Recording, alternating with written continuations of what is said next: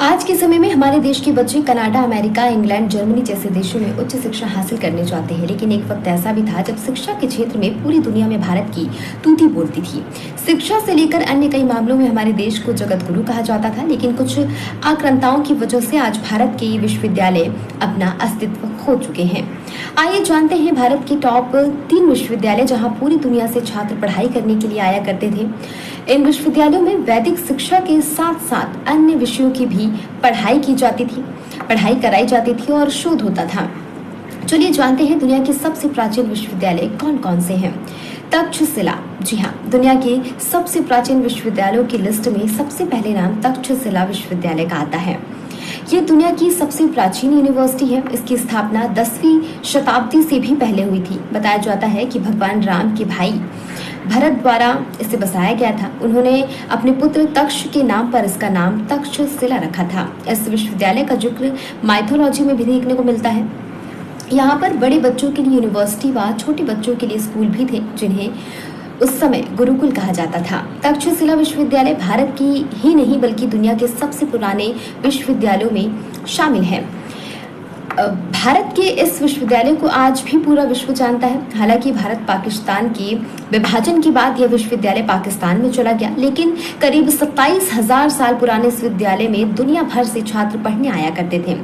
इस विश्वविद्यालय में आयुर्वेद, नीति शास्त्र जैसे विषय पढ़ाए जाते थे। तक्षशिला विश्वविद्यालय वर्तमान पाकिस्तान के रावलपिंडी से 18 मील दूर उत्तर की ओर स्थित था। जिस नगर में यह विश्वविद्यालय था उसके बारे में कहा जाता है कि श्री राम के भाई भरत के पुत्र तक्ष ने उस नगर की स्थापना की थी। यह विश्व का प्रथम विश्वविद्यालय था। दुनिया के प्राचीन विश्वविद्यालयों की लिस्ट में दूसरा नाम नालंदा विश्वविद्यालय का है, जो कि बिहार के नालंदा जिले में आता है। नालंदा विश्वविद्यालय की गिनती सबसे प्राचीन विश्वविद्यालयों में होती है। इसकी स्थापना 450 से 470 ईस्वी में हुई थी। उस दौरान यहाँ पर भारत ही नहीं बल्कि जापान, चीन, तुर्की, इंडोनेशिया आदि देशों से विद्यार्थी पढ़ने के लिए आया करते थे। बताया जाता है कि इस विश्वविद्यालय में 300 से ज्यादा क्लासेस हुआ करती थी। यहाँ पर उस वक्त लगभग 10,000 से भी ज्यादा विद्यार्थी एक साथ पढ़ लिया करते थे। यहाँ एक 9 मंजिला लाइब्रेरी भी थी।